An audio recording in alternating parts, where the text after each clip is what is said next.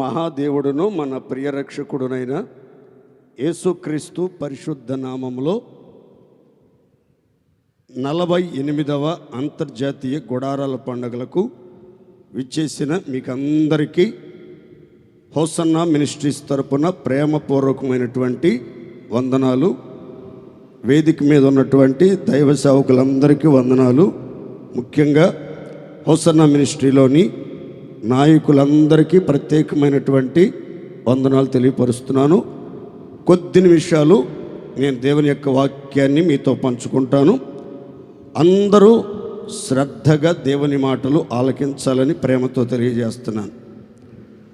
పరిశుద్ధ గ్రంథం బైబిల్ నుండి మత్తయి సువార్తమానం 5వ అధ్యాయం 8వ వాక్యాన్ని నేను చదువుతాను. అందరూ గమనించాలని ప్రేమతో మరొక్కసారి తెలియజేస్తున్నాను. మత్తయి సువార్తమానం 5వ అధ్యాయం 8వ వాక్యం. హృదయ శుద్ధి గలవారు ధన్యులు, వారు దేవుని చూచెదరు. యేసుక్రీస్తు శరీరధారిగా సంచరించుచున్న దినములలో బహుజన సమూహములు యేసుక్రీస్తు వారున్న చోటికి వచ్చారు. యేసుక్రీస్తు ఆ జన సమూహములను చూచి దగ్గరలో ఉన్నటువంటి ఒక కొండ ఎక్కి కూర్చున్నారు. అప్పుడు ఆయన ఏర్పరచుకున్న ప్రియ శిష్యులు ఆయన యొద్దకు వచ్చారు. ఆ సమయంలో బహుజన సమూహాన్ని, శిష్యులను ఉద్దేశించి యేసుక్రీస్తు వారు బోధించిన ప్రబోధాలు చాలా చక్కగా ఈ అధ్యాయంలో గ్రంథస్థం చేయబడ్డాయి. ఈ అధ్యాయాన్ని ధన్యతల కొండ మీద యేసుక్రీస్తు చేసిన ప్రసంగం అని అంటారు. యేసుక్రీస్తు వారు జరిగించిన పరిచర్యలలో, చేసిన బోధలలో, చెప్పిన ఉపమానాలలో చాలా శ్రేష్టమైనటువంటి సత్యాలు ఉన్నాయి. అందులో ఈ కొండ మీద చెప్పినటువంటి ప్రసంగంలో 9 ధన్యతలు, మత్తయి సువార్త 13వ అధ్యాయంలో చెప్పిన 7 ఉపమానాలు, ఆయన చేసిన అనేక ప్రసంగాలు, అనేక గొప్ప కార్యాలు అనేకుల జీవితాల్లో ప్రభావితం చూపినట్లుగా మనం లేఖనంలో గమనిస్తాం. యేసుక్రీస్తు వారు కొండ మీద చెప్పినటువంటి ధన్యతల సందేశంలో ప్రతి మాట చాలా అమూల్యమైనదే, శ్రేష్టమైనదే, ప్రాముఖ్యమైనదే. కానీ ఈ పూట దేవుడు నన్ను ప్రేరేపించి మీతో చెప్పమని తెలియజేసినటువంటి మాట మత్తయి సువార్త 5వ అధ్యాయం 8వ వాక్యం. హృదయ శుద్ధి గలవారు ధన్యులు అనే మాట మీకు క్లుప్తంగా ఈ పూట చెప్తాను. అందరూ శ్రద్ధగా ఆలకించాలి. హృదయం శుద్ధిగా ఉండాలి. హృదయం పవిత్రంగా, పరిశుద్ధంగా ఉండాలి అని దేవుడు సెలవిచ్చారు. ఎవరు తమ హృదయాన్ని పవిత్రంగా, శుద్ధముగా, నీతిగా, నిర్మలముగా కాపాడుకుంటారో వారు ధన్యులు, ఆశీర్వదించబడిన ప్రజలు, భాగ్యవంతులు అని యేసుక్రీస్తు వారు తెలియపరిచారు. ఎందుకు హృదయ శుద్ధి కలిగిన వారు మాత్రమే ధన్యులు అని అంటే బైబిల్ ఈ విధంగా చెప్తుంది. మనుషులు పైరూపమును, ఎత్తును లక్ష్య పెడతారు, కానీ దేవుడు మాత్రం మనిషి యొక్క హృదయాన్ని మాత్రమే లక్ష్య పెడతాడు. అందరినీ ఎరిగిన దేవుడు, ఆంతర్యములను ఎరిగిన దేవుడు, హృదయ అంతర ఇంద్రియములను పరిశోధించే పరిశుద్ధుడైనటువంటి పరమాత్ముడు అందరి హృదయ అంతర్ ఇంద్రియములను పరీక్షించుచున్నాడు, పరిశీలనగా గమనిస్తూ ఉన్నాడు. ఎవరి హృదయము దేవుని దృష్టిలో పవిత్రంగా, పరిశుద్ధంగా, యథార్థంగా కనబడుతుందో వారందరూ కూడా ఆత్మ సంబంధంగా ఆశీర్వదించబడతారు, భౌతికంగా దీవించబడతారు. అందుకని ఈ హృదయాన్ని పవిత్రంగా కాపాడుకోవటానికి, పదిలంగా కాపాడుకోవటానికి దేవుని పిల్లలమైనటువంటి మనం ప్రయత్నించాలి. ప్రయాసపడాలని దేవుని వాక్యం సెలవిస్తుంది. ఎందుకు హృదయాన్ని గురించి ఎంత జాగ్రత్త వహించాలి, హృదయ స్థితిని పవిత్రంగా ఎందుకు కాపాడుకోవాలి అనంటే, కన్నీటి ప్రవక్తగా పేరుగాంచినటువంటి ఇర్మియా తన గ్రంథంలో 2 శ్రేష్టమైనటువంటి మాటలు క్రైస్తవ ప్రపంచానికి సుపరిచితమైనటువంటి మాటలు తెలియపరిచారు. ఏమనంటే, యెరూషలేమా, నీవు రక్షింపబడునట్లు నీ హృదయములో నుండి చెడుతనమును కడిగి వేసుకొనుము. నీవెన్నాళ్ళ మట్టుకు దుష్టాభిప్రాయములు కలిగి ఉంటావు అని ఒక ప్రశ్నార్థకం మనం అక్కడ గమనిస్తాం. అంటే భూతలం మీద విశ్వవ్యాప్తంగా ఏ దేశములో, రాష్ట్రములో, పట్టణములో, గ్రామములో పుట్టినటువంటి మనిషి అయినా రక్షణ పొందాలి, యేసుక్రీస్తునందు విశ్వాసం ఉంచి ఆత్మరక్షణ పొంది నిత్య నరకాన్ని తప్పించుకోవాలి అనంటే హృదయములో ఉన్నటువంటి చెడుతనాన్ని కడిగి వేసుకోవాలి. హృదయము బాల్యము నుండే చెడు ఆలోచనలతో, దురాలోచనలతో నిండిపోయి ఉన్నది. దుష్టాభిప్రాయములతోనూ దుర్నీతి బంధకములతో కప్పబడి ఉంది. కనుక ఈ హృదయములో దాగి ఉన్నటువంటి దుష్ట తలంపులను, దుష్ట ఆలోచనలను, చెడు తలంపులను, చెడ్డ ఆలోచనలన్నిటినీ కూడా కడిగి హృదయాన్ని పవిత్రంగా, నిర్మలంగా కాపాడుకున్నప్పుడే రక్షణ అనేది మనకి లభిస్తుంది. మనం ధన్యులుగా మార్చబడతాం. రక్షణ సంతోషం, రక్షణ భాగ్యం మనం పొందుకుంటాం. రక్షణ చేత మనం అలంకరించబడతాం. మరొక మాట ఇర్మియా ప్రవక్త చెప్తాడు, హృదయము అన్నిటికంటే మోసకరమైనది, అది ఘోరమైన వ్యాధి గలది, దానిని గ్రహింపగలవాడు ఎవడు. ఎంత విచిత్రం! హృదయం అన్నిటికంటే కూడా, అంటే దేవుడు మానవాళిని సృష్టించినప్పుడు ఎన్నో అవయవాల సమ్మేళనముతో ఒక దేహాన్ని నిర్మించాడు. ఈ దేహములో ఉన్న అవయవాలన్నిటిలో కూడా హృదయము అనేది చాలా మోసకరమైనది, కుయుక్తి కలిగినది, తంత్రములతో నిండి ఉన్నది. అంత మాత్రమే కాదు, ఘోరమైనటువంటి వ్యాధితో నింపబడింది. అందుకే యెషయా ప్రవక్త కూడా చెప్తాడు, ప్రతి మనిషి నడినెత్తిని వ్యాధి కలిగి ఉన్నాడు. తలంపులలో, ఆలోచనలలో, మనస్సులో, హృదయములో, మాటలలో వ్యాధి, ఘోరమైనటువంటి వ్యాధితో, మోసయుక్తమైనటువంటి జీవితంలో హృదయం నిండా చెడుతనము, అపవిత్రత, పాపాన్ని, దూషణకరమైనటువంటి మాటలను పోగు చేసుకుని విచ్చలవిడిగా ఇష్టానుసారంగా ప్రవర్తించుచు ధన్యతలకు దూరంగా సాగిపోతున్న మానవ జాతిని ఉద్దేశించి సర్వశక్తిమంతుడైనటువంటి దేవుడు, సృష్టికర్త అయినటువంటి దేవుడు, అవయవ నిర్మాణకుడు, ఆశ్చర్యమైనటువంటి కార్యాలు చేయి దేవుడు కొండ మీద ప్రసంగంలో చెప్పినటువంటి సుందరమైనటువంటి ధన్యతలలో ఒక ధన్యత హృదయ శుద్ధి గలవారు ధన్యులు అని. అందుకని సొలొమోను చెప్తాడు, అన్నింటికంటే ముఖ్యంగా హృదయాన్ని భద్రంగా, బహు జాగ్రత్తగా కాపాడుకోవాలి. ముఖ్యమైన సంగతులు, ముఖ్యమైన విషయాలు, కాపాడుకోవలసినటువంటి కార్యాలు కోకొల్లలుగా ఉన్నప్పటికీ అన్నిటికంటే ముఖ్యంగా భద్రంగా, బహు జాగ్రత్తగా కాపాడుకోవాల్సింది హృదయాన్ని. జాగ్రత్తగా, బహు భద్రంగా కాపాడుకుని హృదయాన్ని పవిత్రపరుచుకుంటే కలిగే ఆశీర్వాదాలు ఏ రీతిగా ఉంటాయో కొన్ని శ్రేష్టమైనటువంటి మాటలు నేను మీతో పంచుకుంటాను. దానికి ముందుగా పేతురు తన పత్రికలో ఒక శ్రేష్టమైన మాటను తెలియపరిచాడు.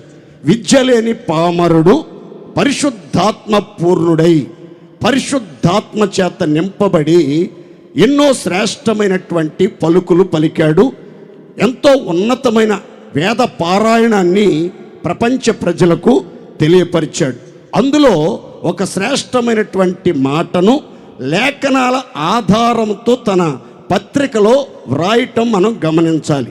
అదేమని అనంటే, నేను పరిశుద్ధుడనై ఉన్నాను, మీరును పరిశుద్ధులై ఉండుడి అని వ్రాయబడి ఉన్నది.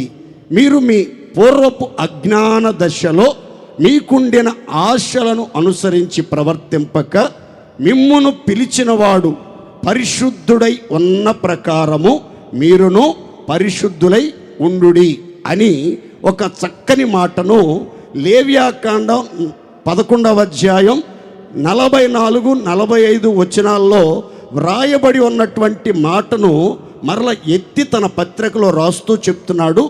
దేవుడు పరిశుద్ధుడు, దేవుడు పరిశుద్ధుడు. మనలో ప్రతి ఒక్కరిని పరిశుద్ధమైన పిలుపుతో పిలిచాడు, పరిశుద్ధులుగా ఉండుటకే పిలిచాడు. కాబట్టి మీరు పూర్వము మీ అజ్ఞాన దశలో మీకుండిన ఆశలను అనుసరించి ప్రవర్తింపక మిమ్మల్ని పిలిచిన దేవుడు పరిశుద్ధుడు, పాపము ఎరుగనివాడు, పాపము చెయ్యనివాడు, పాపము లేనివాడు, పవిత్రుడు, నిర్దోషి, నిష్కల్మషుడు, పాపుల్లో చేరక ప్రత్యేకించబడిన పావన మూర్తి.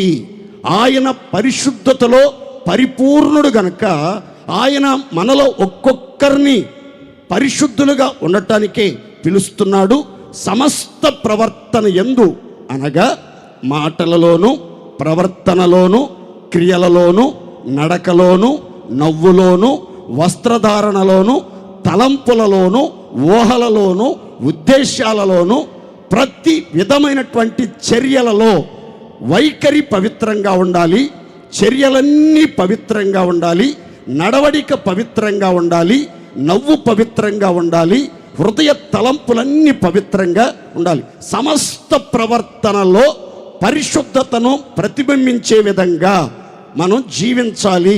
ఎందుకు అనంటే, మనల్ని పిలిచిన దేవుడు, మనల్ని కోరుకున్న దేవుడు, మనల్ని ఏర్పరచుకున్న దేవుడు పరిశుద్ధుడు గనక మనం కూడా పరిశుద్ధులుగా ఉండాలి అని దేవుడు సెలవిస్తూ ఉన్నాడు. మరొక చక్కని మాటను మనం గమనిస్తే, దైవజనుడైన పౌలు కొరింథీ సంఘానికి పత్రిక రాస్తూ ఈ రీతిగా మాట్లాడతారు. ఏమనంటే, మీలో కొందరు అట్టివారై ఉంటిరి కానీ ప్రభు అయిన యేసుక్రీస్తు నామము వలనను పరిశుద్ధ ఆత్మయందు కడగబడుట వలనను మీరు పరిశుద్ధపరచబడి నీతిమంతులుగా మార్చబడుచున్నారు. ఎలాంటి వారై ఉన్నారట? అన్యాయస్తులుగా ఉన్నారు, మోసగాళ్ళుగా ఉన్నారు, లోబులుగా ఉన్నారు, త్రాగుబోతులుగా ఉన్నారు, జారులున్నారు, చోరులున్నారు, ఆడంగి తనంగల వారు ఉన్నారు, విగ్రహారాధికులు ఉన్నారు. భయంకరమైనటువంటి ఆ చెడుతనంతో, దుష్ట తలంపులతో, దుష్టాభిప్రాయాలతో, దురుద్దేశంతో నడిపించబడుతున్నటువంటి వాళ్ళు చాలామంది ఉన్నారట. అయితే ఒక చక్కని అవకాశం, ఒక ఉన్నతమైనటువంటి ఆ కృపాద్వారం తెరవబడింది. ఏంటి అనంటే, ఎలాంటి దుస్థితిలో, పాపాంధకారములో, మరణాంధకారములో, వ్యసనాలకు బానిసలై అపవిత్రత చేత అసహ్యమైన స్థితిలో ఉన్నటువంటి వారైనా యేసు క్రీస్తు నిజ దేవునిని సమీపించినట్లయితే, యేసు క్రీస్తు నామాన్ని ఆశ్రయించినట్లయితే, యేసు క్రీస్తు కల్వరి శిలువలో కార్చిన రక్తం చేత కడగబడినట్లయితే, ఆత్మ చేత కడగబడినట్లయితే, వాక్య ప్రక్షాళన చేత కడగబడినట్లయితే, పాప దోషములన్నీ తొలగించబడి మనుషులు పరిశుద్ధులుగా మార్చబడతారు. పాపులు పరిశుద్ధులుగా మారిపోతారు, దుర్మార్గులు సన్మార్గులుగా మారిపోతారు, వ్యభిచారులు సంసారులుగా మారిపోతారు, దొంగలు దొరలుగా మారిపోతారు. ఎలాంటి మూర్ఖుడైనా సరే యథార్థవాదిగా మారిపోయే అవకాశాలు ఉన్నాయి. కనుక ఈ ప్రశస్తమైనటువంటి సమయంలో, ఉదయకాల సమయంలో దేవుని కృపా కిరణాలు మీ మీద ప్రసరించబడతా ఉన్నాయి. ఓ ప్రక్క యేసు రక్తం ఏరులై ఒక్కొక్కరి యొద్దకు ప్రవహిస్తూ ఉంది. వాక్యం మిమ్మలను ప్రక్షాళన చేయుచు, వాక్యం జీవవాక్యం ఒక్కొక్కరిని కడుగుతా ఉంది. వాక్యం అనే ఉదక స్నానం చేత ప్రాణాత్మ దేహాలు కడగబడి పవిత్రపరచబడుతున్నాయి. మరొక పక్క పరిశుద్ధాత్ముడు బలముగా మనలో క్రియ జరిగించుచు ఉన్నాడు. కాబట్టి వాక్యం ద్వారా, యేసుక్రీస్తు కల్వరి రక్తం ద్వారా, పరిశుద్ధాత్ముని యొక్క ప్రసన్నత ద్వారా మనం కడగబడితే పరిశుద్ధపరచబడి నీతిమంతులుగా మార్చబడతాం. ప్రియమైనటువంటి దేవుని బిడ్డలారా, దేవుని సంఘముగా యేసుక్రీస్తునందు పరిశుద్ధపరచబడి పరిశుద్ధులుగా ఉండుటకు పిలువబడినటువంటి ప్రతి ఒక్కరికి పరిశుద్ధంగా జీవించాలని తీర్మానం చేసుకొని నిత్య మార్గములో నడిపించబడుతున్న దేవుని పిల్లల జీవితాలలో సర్వశక్తి కలిగిన దేవుడు చేసే కొన్ని గొప్ప కార్యాలు, ధన్యకరమైన దీవెనల సమృద్ధిని గురించి 3 మాటలు మీకు ముచ్చటగా చెప్తాను. మొదటి మాట చదువుకుందాం. ఎవరైతే హృదయాన్ని పరిశుద్ధంగా భద్రంగా కాపాడుకుంటారో, బహు జాగ్రత్తగా కాపాడుకుంటారో, యేసుక్రీస్తు పరిశుద్ధుడై ఉన్న ప్రకారం సమస్త ప్రవర్తనలో పరిశుద్ధులై జీవితాన్ని జాగ్రత్తగా దైవభయంతో కాపాడుకుని పరిశుద్ధతను సంపూర్తి చేసుకుంటారో, శరీరానికి ఆత్మకు కలిగిన సమస్త కల్మషం నుంచి విడుదల పొంది నూతన సృష్టిగా మార్చబడతారో, హృదయములో ఎటువంటి కల్మషము, కళంకము, కపటము లేకుండా హృదయాన్ని కరుణతో, ప్రేమతో, సమాధానంతో, జీవవాక్య సమృద్ధితో నింపుకొని ఆయన మార్గాలలో నడిపించబడతారో వారికి కలిగే ధన్యతలను చాలా వివరంగా, బహు స్పష్టంగా మీతో చెప్తాను. జాగ్రత్తగా విందాం. మొదటి మాట, యెహోషువ గ్రంథం 3వ అధ్యాయము 5వ వాక్య భాగాన్ని చదువుకుందాం. యెహోషువ గ్రంథం 3వ అధ్యాయము 5వ వాక్యాన్ని చదువుకుందాం. యెహోషువ, రేపు యెహోవా మీ మధ్యను అద్భుత కార్యములను చేయును గనుక మిమ్మును మీరు పరిశుద్ధపరుచుకొనుడని జనులకు ఆజ్ఞ ఇచ్చెను. ఈ చదవబడిన లేఖన భాగంలో ఒక శ్రేష్టమైనటువంటి మాటను మనం గమనిస్తాం.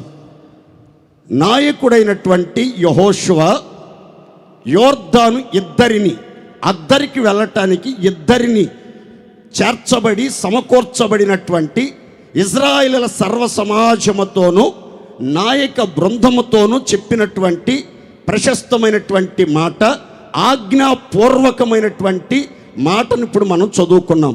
ఎవరితో ఈ ఆజ్ఞ చెప్తున్నాడు, ఎవరికి యెహోషువ ఈ ఆజ్ఞ జారీ చేశాడు అనంటే 40 సంవత్సరాల సుదీర్ఘమైనటువంటి అనుభవం కలిగి 40 మజిలీల గుండా యాత్ర చేసినటువంటి ఇశ్రాయేలీలు వారు ఒకప్పుడు ఐగుప్తు దేశంలో ఉన్నప్పటికీ గొర్రెపిల్ల రక్తం చేత విమోచించబడ్డారు. మోషేను బట్టి ఎర్ర సముద్రంలోనూ మేఘములోనూ బాప్తిస్మం పొందారు. ఆరిన నేల మీద అరణ్య యాత్రలో ఆశీర్వాదకరంగా నడిపించబడ్డారు. దేవదూతలు తినే ఆకాశపు ధాన్యాన్ని వాళ్ళు భుజించారు. ఎన్నో వింతలు విచిత్రాలు వాళ్ళు చూశారు. దేవుని స్వరాన్ని విన్నారు. దేవుని మహిమను వాళ్ళు చూశారు. దేవుని నీడలో వారు సాగిపోయారు. దయించు అగ్నిగా సర్వశక్తిమంతుడే కాపరిగా కనుపాపవలే వారిని కాపాడుచు విచిత్రంగా అరణ్య యాత్రలో వారిని నడిపించుతూ వచ్చారు.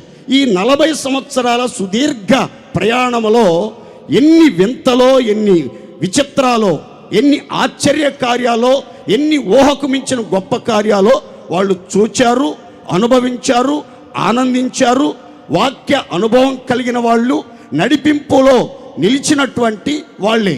వాళ్ళతో యెహోషువ చెప్పినటువంటి మాట కొంచెం ఆగి ఆలోచించాల్సినటువంటి మాట. ఏమని చెప్తున్నాడు అనంటే, రేపు యెహోవా మీ మధ్యలో, మన మధ్యలో సంచరించబోతూ ఉన్నాడు, దిగిరాబోతూ ఉన్నాడు, నివాసం చేయబోతూ ఉన్నాడు. మన మధ్యలోనికి దిగివచ్చుచున్న శక్తిగల దేవుడు, పరిశుద్ధతలో పరిపూర్ణుడు, పాపాన్ని సహించలేని పరమదేవుడు, పరమ ప్రభువు, ఆయన మీ మధ్యలో అద్భుత కార్యాలు చేయటానికి దిగిరాబోతున్నాడు. కాబట్టి మిమ్మల్ని మీరు పరిశుద్ధపరచుకోండి అని ఆజ్ఞ ఇచ్చినట్లుగా లేఖనం చెప్తుంది. ఈ గుడారాల పండగలలో ఈ 3వ రోజు ఉదయకాల సమయంలో దేవుని మాటలు వింటున్నటువంటి ప్రియమైనటువంటి జనాంగమా, ఖచ్చితంగా ఈ గుడారాల పండగ దేవుని దయాక్షేత్రములో పరిశుద్ధుడైన దేవుడు, మహిమా ప్రభావాలు కలిగిన దేవుడు, భేకరుడైన గొప్ప దేవుడు తన మహిమతో దిగివచ్చి మన మధ్యలో సంచారం చేయుచున్నాడు. అందులో ఏ సందేహమో లేదు. ఆయన సంచరించుచు ఉన్నప్పుడు జరిగే విచిత్రం ఏంటంటే అద్భుతాలు జరుగుతాయి అని బైబిల్ చెప్తుంది. దేవుడు ఎలాంటి అద్భుతాలు చేస్తాడు, ఎన్ని అద్భుతాలు చేస్తాడు, ఎవరి జీవితంలో అద్భుతాలు చేస్తాడు అని మనం లేఖనాలను గమనిస్తే ఎన్నో చక్కని విషయాలు బైబిల్లో రాయబడ్డాయి. ప్రతి ఒక్కరి జీవితంలో అద్భుతాలు జరగాలని ఆశపడతారు, ఆరాటపడతారు, అర్రులు చాచి ఉర్రూతలూగుతూ ఉంటారు. ఇంటి విషయంలో అద్భుతం జరగాలి, వివాహ విషయంలో అద్భుతం జరగాలి, ఉద్యోగ విషయంలో అద్భుతం జరగాలి, సంతాన విషయంలో అద్భుతం జరగాలి. ప్రతి విషయాల్లో అద్భుతాలను మించిన అద్భుతాలు, అంతుబట్టని ఆశ్చర్య కార్యాలు జరగాలన్న ఆశ అందరికీ ఉంటుంది. అయితే దేవుడు కూడా దేహములో అద్భుతాలు చేస్తాడు, దేవాలయంలో అద్భుతాలు చేస్తాడు, గుండెలో అద్భుతం చేస్తాడు, గుడిలో అద్భుతం చేస్తాడు, గుడిసెలో అద్భుతం చేస్తాడు, ఈ గుడారాల పండగ మైదానం అంతట్లో అద్భుతాలు చేస్తాడు. అద్భుతాలను చెయ్యటానికే ఆయన ఆశపడుతూ ఉన్నాడు. అద్భుతాలు చేయటానికే మన మధ్యలోనికి దిగి వస్తా ఉన్నాడు. ఎలాంటి అద్భుతాలు చేస్తాడు అని అంటే బైబిల్ చెప్తుంది, భూమి మీద ఎక్కడైనను ఏ జనములోనైనను చేయబడని అద్భుత కార్యములను నీ ప్రజలందరి కన్నుల ఎదుట నేను చేయుచున్నాను. దేవుని స్తోత్రం. అందరూ చప్పట్లు కొట్టి దేవుడు మహింపరుద్దాం. గట్టిగా అందరూ సంతోషంగా చప్పట్లు కొడుతూ దేవుడు మహింపరుద్దాం. ఎక్కడ ఇంతవరకు ప్రపంచ దేశాలలో ఎక్కడ జరగని, ఎన్నడూ చూడని సంగతులను, అద్భుతాలను, ఆశ్చర్యమైనటువంటి కార్యాలను మీ కన్నుల ఎదుట చేస్తాడు.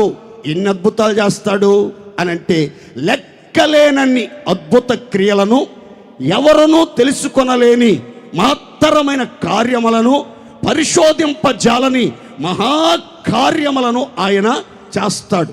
అద్భుతాలు చేయటానికే ఆయన మనల్ని సమీపించుచున్నాడు, మన ప్రక్కనే దాటి వెళ్తూ ఉన్నాడు, మన సమీపంలో మనల్ని దర్శిస్తూ ఉన్నాడు.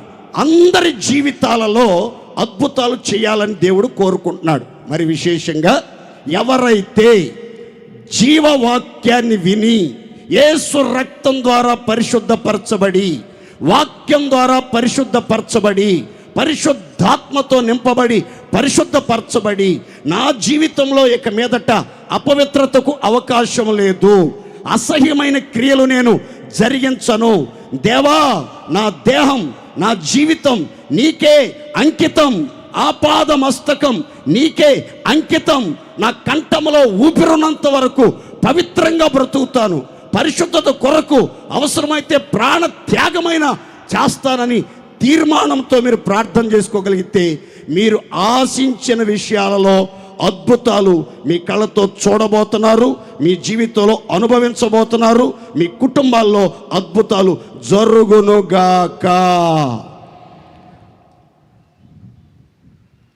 కొన్ని సంవత్సరాల క్రితం ప్రార్థనా మందిరంలో జరిగే ఉపవాస ప్రార్థనలకు భార్యాభర్తలిద్దరూ వాళ్ళ కుమార్తెను తీసుకుని వచ్చారు. ప్రార్థనలు అయిపోయిన తర్వాత కుమార్తెను నా దగ్గరికి తీసుకొచ్చి ప్రార్థన చేయమన్నారు. సమస్య ఏమని ఉంటే చెప్పండి, ప్రార్థన చేస్తానని చెప్పాను. ఆ తల్లిదండ్రులు చెప్పిన మాట, ఈ పాపకి ఇప్పుడు 9 సంవత్సరాలు, ఈ అమ్మాయికి 2 కిడ్నీలు పూర్తిగా చెడిపోయినాయి, ఇక ఎక్కువ కాలం బ్రతకదని వైద్యులు చెప్తున్నారు. ఈ పాప కాక ఆడ సంతానమే కానీ మగ సంతానమే కానీ మాకు లేదు, ఇంకా పిల్లలు పుట్టరని వైద్యులు సూచించారు. ఏం చేస్తారో తెలియదు పాస్టర్ గారు, మా బిడ్డ మాత్రం మాకు బ్రతకాలి, మా బిడ్డను మాకు అప్పగించాలి ప్రాణాలతో, మేము ఆ బిడ్డ యొక్క మరణాన్ని జీర్ణించుకోలేం అని చెప్పారు. వాళ్ళు చెప్పేదాకా బాగా ఉంది, కానీ చెప్పిన తర్వాత నాకు నిలువుగుండి పడినట్లుగా, నోట్లో ఎలక్కాయ పడినట్లుగా, ఏం మాట్లాడాలో అర్థం కాని పరిస్థితి నాకు ఎదురయ్యింది. ఆలోచిస్తూ ఉన్నప్పుడు దేవుడు నాకు ఒక వాక్యాన్ని గుర్తు చేశాడు. ఏమనంటే, నమ్ముట నీ వలన అయితే నమ్మువానికి సమస్తము సాధ్యమే అనే మాట. ఆ మాట నాకు కొండంత ధైర్యాన్ని నింపింది. వెంటనే వాళ్ళతో చెప్పాను, నమ్మటం మీ పని, ప్రార్థన చేయటం నా పని, అద్భుతం చేయటం, ఆరోగ్యం ఇవ్వటం, ఆయుష్ను పొడిగించడం ఆకాశమందున్న దేవుని పని.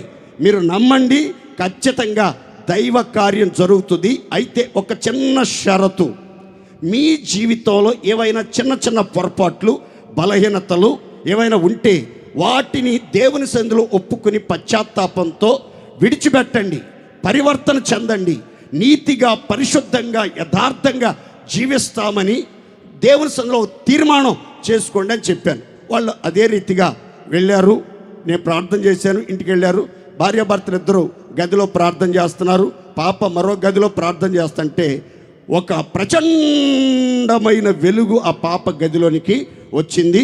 ఒక అదృశ్య హస్తం ఆ బిడ్డ యొద్దకు చాపబడింది. అప్పుడు ఒక స్వరం ఆ బిడ్డ కనబడుతుంది, ఐశ్వర్య కళ్ళు తెరిచి చూడు అని. వెంటనే కళ్ళు తెరిచి చూసింది. ఒక అదృశ్య హస్తంలో ఇడ్లీలంత సైజులో 2 కిడ్నీలు కనబడ్డాయి. ఆ విచిత్రమైన దృశ్యాన్ని చూచి పిల్ల ఎర్రికాకేసి కోమాలోకి వెళ్ళిపోయింది. తల్లిదండ్రులు పరిగెత్తుకుంటూ వచ్చారు, భయపడ్డారు, కంగారు పడ్డారు. చెమటలతో తడిసిపోయింది బిడ్డ. కారులో ఆ పాపని హాస్పిటల్కి తీసుకెళ్లారు. పరీక్షలన్నీ చేసి డాక్టర్లు ఒక అర్ధగంట తర్వాత తల్లిదండ్రులు పిలిచారు. ఎలాంటి దుర్వార్త వినాల్సి వచ్చిందో అని కంగారుతో కలవరపడుతున్న తల్లిదండ్రులు పిలిచి డాక్టర్ చెప్పిన విచిత్రమైన మాట ఏంటంటే, ఇప్పుడు మీ పాపను గురించి మీరు ఏం భయపడాల్సిన అవసరం లేదు, ఈ పాపకి ఇప్పుడు 2 కొత్త కిడ్నీలు అమర్చబడి ఉన్నాయి. చెడిపోయిన కిడ్నీలను బాగు చేయటమే కాదు, అవయవ నిర్మాణకుడు, అద్భుతాలు చేయువాడు, ఆరోగ్య ప్రదాత, ఆయుష్ను పొడిగించే దేవుడు, చిత్ర విచిత్రాలు విన్యాసాలు చేయగలిగిన గొప్ప దేవుడు ఆ బిడ్డ జీవితంలో అద్భుతం జరిగించాడు. ప్రాణాలతో ఆ బిడ్డని కాపాడాడు.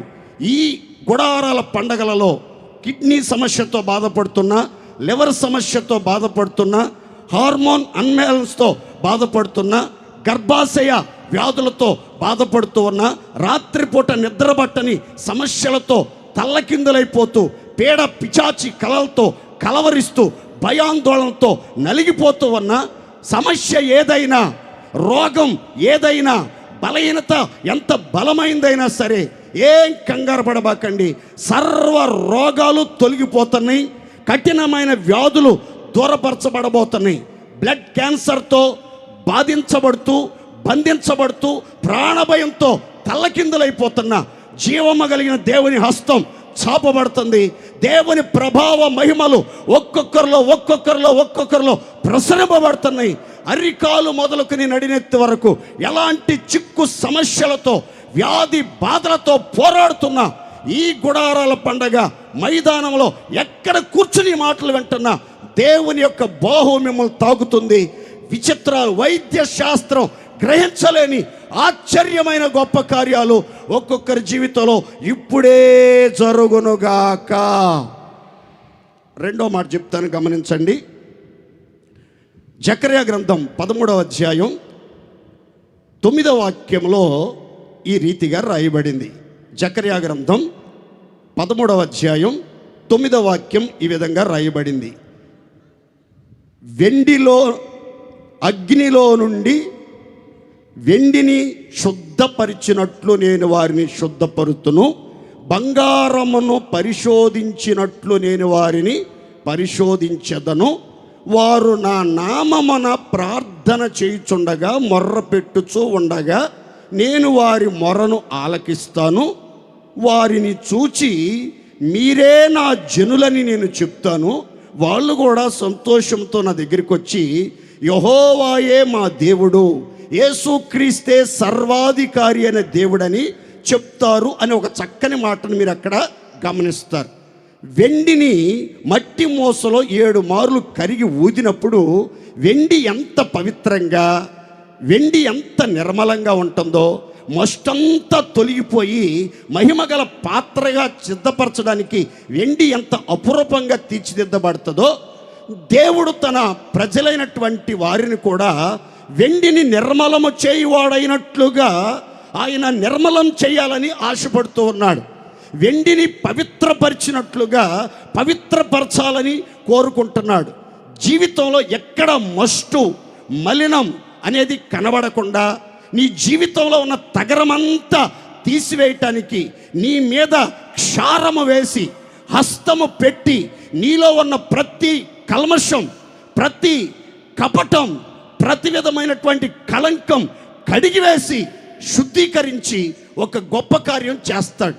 అలా పరిశుద్ధపరిచినటువంటి జనులట శుద్ధ హృదయంతో దేవుని సన్నిధికి వచ్చి మోకాళ్ళుని ఎలుగెత్తి మొర్ర పెడితేనట, వాళ్ళు మొర్ర పెడుతూ ఉండగా, ఎలుగెత్తి మొర్ర పెడుతూ ఉండగా ఆయన చెవియొగ్గి ఆ పరిశుద్ధుల ప్రార్థనలు ఆలకించుచూ ఉన్నాడు. దేవునికి స్తోత్ర. ఖచ్చితంగా ఈ సభా ప్రాంగణంలో, ఈ గుడారాల పండగ ఆవరణమంతటిలో ఎక్కడ ఉన్నా సరే మీరు శుద్ధ హృదయము కలిగి పవిత్రమైన చేతులెత్తి పరిశుద్ధమైనటువంటి హృదయంతో ఉండి మీరు మనస్ఫూర్తిగా మహనీయుని పాద సన్నిధిలో ప్రార్థన చేసుకోగలిగితే మీ ప్రార్థన అవసరత ఏదైనా సరే ఖచ్చితంగా మీ ప్రార్థన డైరెక్ట్గా ప్రభు పాద సన్నిధికి వెళ్తుంది. ప్రత్యుత్తరం వెంటనే దిగివచ్చునుగాక. మీ మొరలన్నీ దేవుడు ఆలకించాలి, అంగీకరించాలి, ఆశ్చర్యమైన కార్యాలు జరిగించాలి అని అంటే ఖచ్చితంగా మీరు పరిశుద్ధపరచబడిన వారై ఉండాలి. బైబిల్ చరిత్రలో జకర్యా, ఎలిజబెత్ అని దంపతుల గురించి రాయబడింది. వీరిద్దరూ ప్రభు యొక్క ఆజ్ఞలను బట్టి, న్యాయ విధులను బట్టి నిరపరాధులుగాను దేవుని దృష్టిలో నీతిమంతులుగా ఉన్నారు. ఈ నిరపరాధి, నీతిమంతుడు, పరిశుద్ధుడు, యథార్థవాది, దేవాలయాన్ని విడవకుండా ప్రార్థన చేస్తున్న భక్తిపరుడు ఒకరోజు తన వంతులో నిలిచి ధూప వేదిక దగ్గర ధూపం వేయించు ఉన్నాడు. అంతే, దేవుని యొద్ద నుంచి దూత దిగి రావటం, దూత జకర్యాను చూసి ఈ రీతిగా మాట్లాడుతున్నారు. ఏమనంటే, జకర్యా భయపడకుము, నీ ప్రార్థన వినబడినది, నీ భార్య గర్భవతి కుమారుణ్ణి కంటుంది, అతనికి యోహోను అనే నామకరణం చెయ్యాలి. దేవుని స్తోత్రం చెప్పండి గట్టిగా హల్లెలూయా. ఆ జకర్యా, ఎలిజబెత్ కుటుంబాలలో సంతాన లేమి ద్వారా మనుషుల్లో వాళ్ళు ఎన్నో అవమానాలు అనుభవిస్తున్నారు. ఇరుగు పొరుగు వాళ్ళ దగ్గర కూడా వీళ్ళకి సంతోషం లేదు, ఆనందం లేదు. అవమానాలు, నిందలు, సూటిపోటి మాటలతో వేధించబడుతున్నారు. పెద్ద భక్తి పరులు కదా, ప్రార్థనా పరులు కదా, పరిశుద్ధులు కదా, మీరు మాత్రమే భక్తులు కదా అని రకరకాలుగా హేళన చేయబడుతూ, అపహాస్యం చేయబడుతూ ఉన్నప్పటికీ భక్తి విడిచిపెట్టలేదు, ప్రార్థనా జీవితాన్ని మానుకోలేదు, పరిశుద్ధతలో ఇంకా ముందుకి సాగుతూనే ఉన్నారు. ఒక రోజుకి వారి అవమానం తీసివేయబడింది. ఇరుగు పొరుగు వాళ్ళతో వాళ్ళు సంతోషించేటట్లు దేవుని మహా కనికరం వాళ్ళ మీదకి వచ్చింది. వాళ్ళు సంతాన భాగ్యాన్ని పొందుకుని ఆశీర్వాదకరంగా జీవించారు. దేవుని స్తోత్ర. సంతానం కోసం మీరు మొర్రపెడుతున్నా, సమాధానం కోసం మీరు మొర్రపెడుతున్నా, సంతోషం కోసం మీరు మొర్రపెడుతున్నా, సౌభాగ్యం కోసం మీరు మొర్రపెడుతున్నా, ఉన్నత ఉద్యోగం కోసం మొర్రపెడుతున్నా, ఉద్యోగం పర్మనెంట్ కావాలని మొర్రపెడుతున్నా, ఉద్యోగంలో ప్రమోషన్లో రావాలని మొర్రపెడుతున్నా, విడిపోబోతున్న కుటుంబం స్థిరపరచబడి స్వర్గసీమగా ఉండాలని ఆశపడి మొర్రపెడుతున్నా, మీరు ఏ సమస్య కోసం మొర్రపెట్టినా సమస్యలన్నీ సమసిపోతున్నాయి. సంగీత నాదాలుగా దేవుని కార్యాలు మీ యొక్క చెవులలో ప్రతిధ్వనించునుగాక. అందరూ సంతోషం చెప్పుకోండి గట్టిగా ఆమేన్. మరొక్క మాట చెప్పి నేను ముగిస్తాను. అందరూ శ్రద్ధగా ఆలకించండి. ప్రకటన గ్రంథం 20వ అధ్యాయం 6వ వాక్యాన్ని చదువుకుందాం ప్రియులారా. అందరూ పరిశుద్ధ గ్రంథాలు చూడండి దయచేసి. ప్రకటన గ్రంథం 20వ అధ్యాయం 6వ వాక్యాన్ని మీరు చూడండి, నేను వివరంగా చెప్తాను. ఈ మొదటి పునరుత్థానములో పాలుగలవారు ధన్యులను, పరిశుద్ధులనై ఉందురు.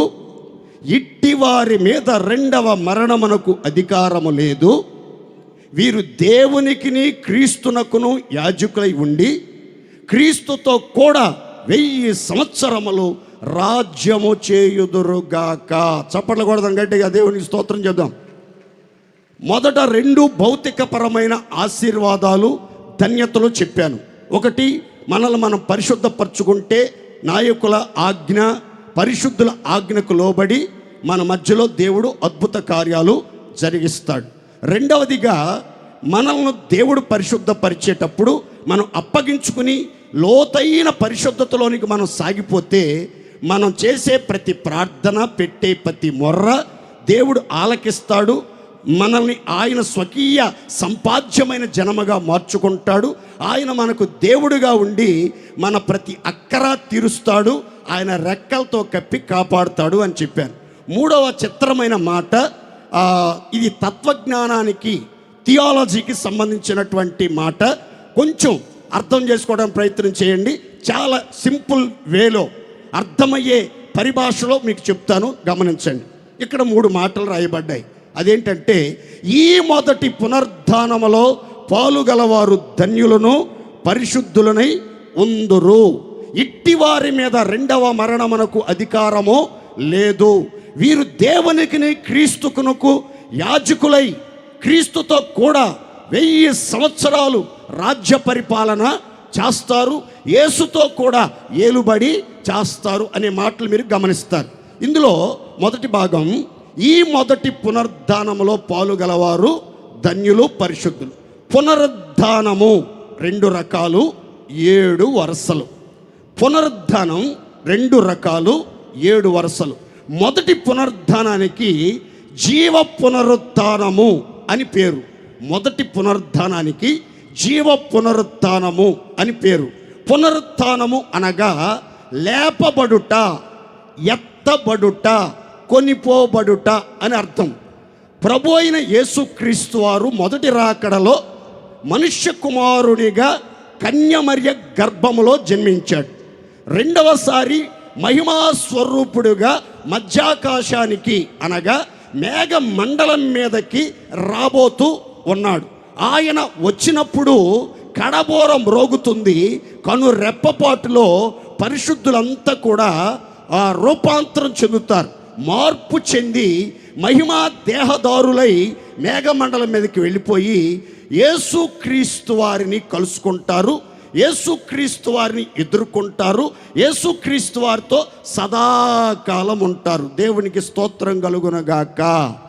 మనం ఎంత భక్తి చేస్తుంది, ఎంత నీతిగా బ్రతుకుతుంది, ఎంత వైరాగ్యంతో జీవిస్తుంది, ఎంత వసతులు లేకపోయినా, సరైనటువంటి సదుపాయాలు లేకపోయినా ఎంతో భక్తిగా, ఎంతో నీతిగా ఈ సన్నిధికి వచ్చింది. ఎందుకు అనంటే మనకొక శుభప్రదమైన నిరీక్షణ ఉంది. ప్రభు త్వరలో రాబోతున్నాడు. అనుకొనని గడియలో యేసు రాబోతున్నాడు. ఆయన ద్వారములో ఉన్నాడు, సమీపములో ఉన్నాడు. ఆయన వచ్చినప్పుడు ఈ మట్టి శరీరం మహిమా శరీరంగా మార్చబడుతుందని నిరీక్షణ మనలో చాలామందికి ఉంది. అయితే ప్రభు అయిన యేసు రాకడలో ఎత్తబడాలి, జీవ పునరుద్ధానంలో ఎత్తబడి ప్రభువుని ఎదుర్కోవాలంటే మనకి ఎంతటి పరిశుద్ధత కావాలి అనంటే బైబుల్ ఈ రీతిగా చెప్తుంది.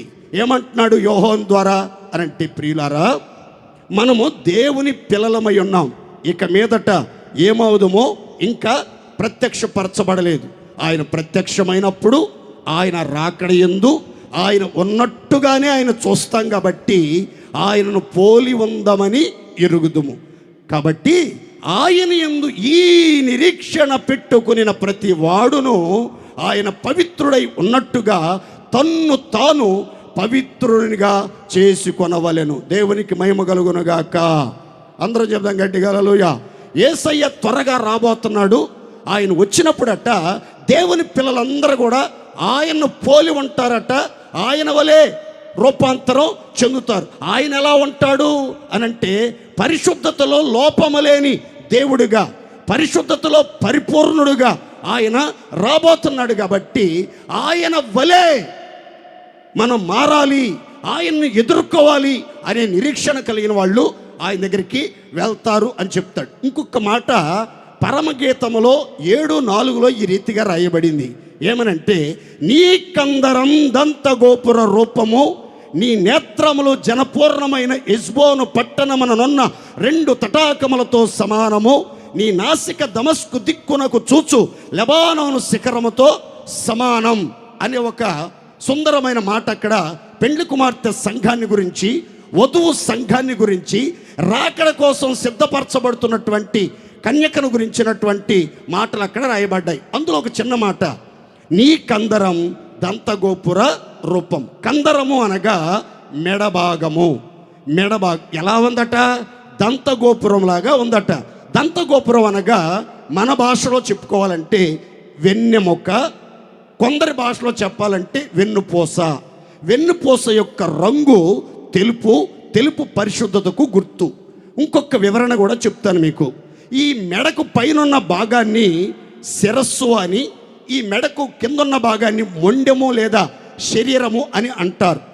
ఈ శిరస్సు అంటే ఏంటి, ఈ శరీరం అంటే ఏంటి, ఈ శిరస్సును శరీరమును కలిపే ఈ కందరం యొక్క వివరణ ఏంటంటే, కొలస్సీ 1:18 దైవజనుడైనటువంటి పౌలు ఈ రీతిగా మాట్లాడతాడు. ఏమని? శరీరం అనేది సంఘమునకు క్రీస్తు శిరస్సై ఉన్నాడు. 2000 సంవత్సరాల క్రితం యేసు క్రీస్తు అనబడుతున్నటువంటి శిరస్సైన దేవుడు లోకానికి వచ్చారు. పాపాన్ని, మరణాన్ని, సాతాన్ని, సమాధిని, సమస్తాన్ని జయించి ఆయన తండ్రి కుడి పార్శ్వాన ఉండటానికి ఆరోహణై వెళ్ళిపోయాడు. ఇప్పుడు భూమి మీద మొండెం మాత్రమే, శరీరం మాత్రమే ఉంది. త్వరలో శిరస్సై ఉన్న యేసు క్రీస్తు వారు మేఘమండలం మీదకి రాబోతున్నాడు. శరీరమైనటువంటి సంఘం ఎత్తబడి యేసు క్రీస్తు అని ఆ శిరస్సుతో అతకబడి ఆయనతో కలిసిపోయి ఏకాత్మగా మార్చబడి ఆయనతో సదాకాలం ఉండటానికి సిద్ధపడాలి. అయితే యేసు క్రీస్తునకు కలిగిన పరిశుద్ధతకు సమానమైనటువంటి పరిశుద్ధతలోనికి మనం ఎదగాలి. ఆ పరిశుద్ధతను మనం సంతరించుకున్నప్పుడే మొదటి పునరుద్ధానమైన జీవ పునరుద్ధానంలో ప్రభు రాకడలో మనం మార్పు చెంది మేఘాల మీదకు ఎత్తబడతాం. ప్రభుని ఎదుర్కొని ఆయన కలుసుకొని ఆయనతో సదాకాలం నివాసము చేయుదముగాక. అక్కడ రాసిన 2వ మాట కూడా క్లుప్తంగా 2 నిమిషాలు చెప్తాను చూడండి. ఇట్టి వారి మీద 2వ మరణమునకు అధికారము లేదు. బైబిల్ బోధించే ప్రబోధాలలో విచిత్రమైన మాట, ప్రతి మనిషికి 2 జన్మలు ఉన్నాయి, 2 మరణాలు ఉన్నాయి. మొదటి జన్మ కంటే 2వ జన్మ చాలా శ్రేష్టమైంది. మొదటి మరణం కంటే 2వ మరణం బహుఘోరమైంది. ఎందుకని అంటే దావీదు రీతిగా చెప్తాడు, నేను తల్లి గర్భంలో పాపములో పుట్టాను, పాపములోనే నా తల్లి నన్ను గర్భం ధరించింది. జన్మతః కర్మతః ప్రతి మనిషి పాపి, పాపములో వచ్చి జీతం మరణం. అయితే నూతనంగా యేసుక్రీస్తు నమ్ముకొని నీటి మూలంగాను ఆత్మ మూలంగా జన్మించినట్లయితే అతడు ధన్యుడు, భాగ్యవంతుడు అని బైబిల్ గ్రంథం చెప్తుంది. మొదటి మరణం సర్వ మానవాళికి ఏదో ఒక గడియలో సంభవిస్తుంది. కానీ 2వ మరణం అగ్ని గంధకములతో మండుగొండం, అగ్ని ఆరదు, పురుగు చావదు. ఆ నిత్య నరకాగ్నిని, యమగొండాన్ని, అగ్నిగొండాన్ని తప్పించుకోవాలి. ఆ అగ్నిగొండం మన మీద పెత్తనం చేయకుండా కాపాడబడాలంటే యేసుక్రీస్తు నమ్ముకుని నీటి మూలంగా ఆత్మ మూలంగా రక్షణ పొందితే 2వ మరణాన్ని తప్పించుకుంటాం. ప్రియులారా చూడండి, 20 సంవత్సరాలు వచ్చిన తర్వాత వైశ్యులకి, ఆర్యులకి, వేద పండితుల మంత్రోపకరణాల మధ్యలో జంధ్యం అనేది ఒకటి వేస్తారు. ఎందుకు వేస్తారు అని అంటే, అది దురదొచ్చినప్పుడు గోక్కోటానికో గీక్కోటానికో కాదు.